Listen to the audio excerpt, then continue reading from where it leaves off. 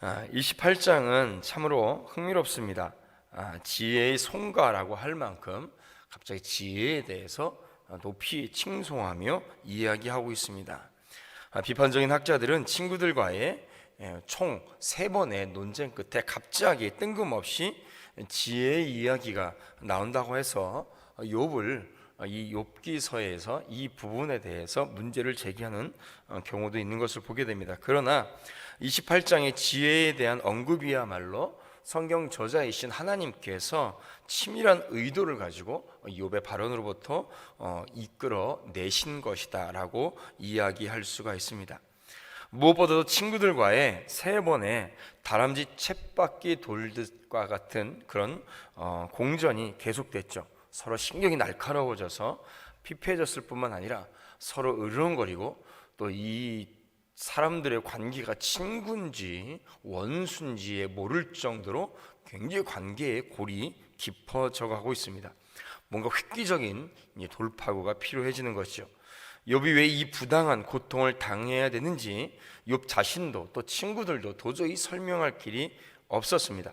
하나님도 침묵하고 계셨죠. 계속해서 지금까지 침묵하고 계십니다.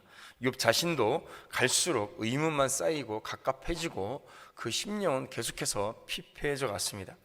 이렇게 논쟁이 막다른 골목에 이르렀을 때에 하나님께서는 이 네 사람에게 새로운 국면의 전환이 필요했던 것이죠. 뭔가 분위기를 일신할 필요가 생겼던 것입니다. 바로 이러한 맥락에서 성경 저자는 욥으로 하여금 지혜의 이야기를 하도록 하나님께서 하신 것이죠. 오직 지혜를 얻는 길만이 현재의 문제의 벽을 뚫고 어떤 결정적 해결의 길로 나설 수 있게 되는 것입니다.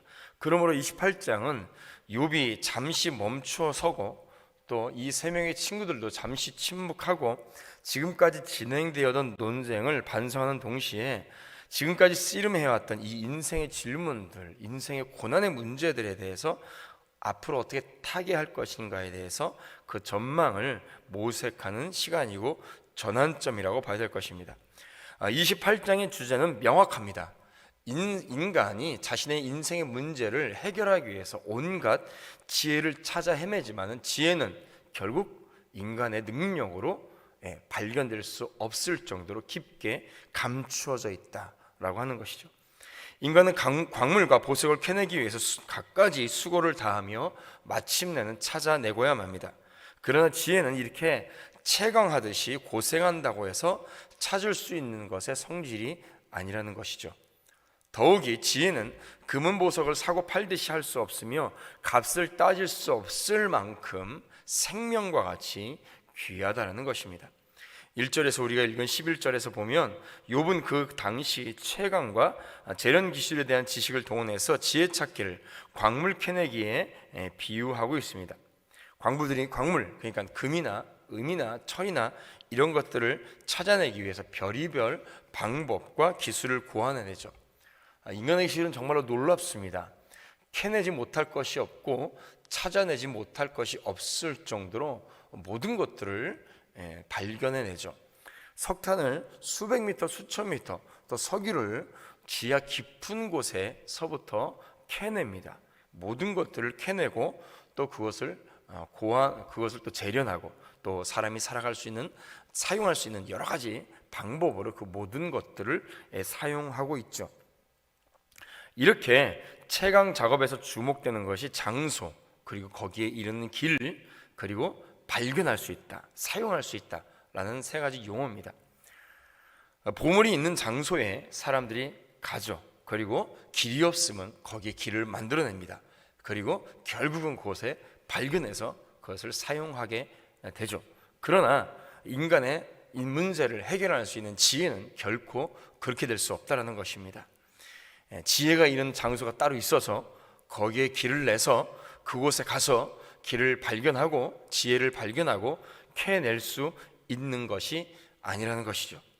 사람이 광물이나 보물을 찾아서 캐내어서 소유하듯이 인간의 모든 삶의 문제를 사람의 능력으로 해결할 수가 없습니다. 사람의 능력으로 인간의 문제를 해결할 수 있다고 생각하는 것, 그것이 바로 인본주의입니다. 하나님을 떠난 사람이 자신의 문제를 자신의 능력으로 모든 것을 해결할 수 있다라고 생각하는 것, 철저한 인본주의죠. 사람의 죄에서부터 나타난 생각입니다. 스스로가 지혜를 얻고 그리고 인생의 모든 문제를 사람들은 해결할 수 있다고 믿습니다. 그리고 사람의 능력으로 유토피아, 이 땅에 존재하지 못하는 천국을 만들 수 있다라고 생각해죠. 그러나 결국 문제를 해결하는커녕 문제를 더 키우게 되는 것이 죄된 인간의 모습입니다. 크게 철학적으로 얘기하면 사람이 자신의 능력으로 모든 문제를 해결할 수 있다라고 생각해서 결국 끝까지 간 것이 두 가지죠. 한 가지는 공산주의고 한 가지는 천박한 자본주의, 이 두 가지로 결론이 내려질 수밖에 없습니다. 오늘 우리도 마찬가지죠. 이 시간에 나온 우리도 마찬가지입니다. 왜 우리가 이 자리에 나와 있을까요? 내 생각과 내 지혜와 내 경험과 내가 가지고 있는 모든 것으로 도대체가 나의 문제가 해결될 수가 없는 것입니다. 내 생각으로 문제가 해결될 수 있다고 생각하는 사람들이 여전히 있죠. 그러나 전혀 그렇지 못합니다. 오직 하나님께 의지할 때만이 우리의 모든 문제가 해결될 수 있음을 믿습니다.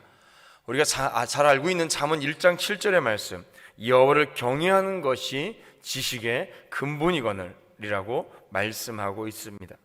그러므로 지금 우리 이 자리가 우리의 인생에서 가장 중요한 자리입니다. 바로 기도의 자리죠.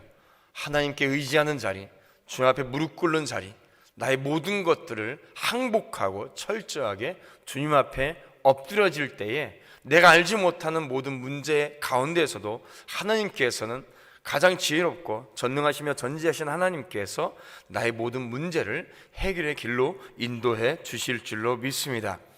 오늘 하루도 살아갈 때에 그런 여러 가지 문제에 닥쳐질 것입니다.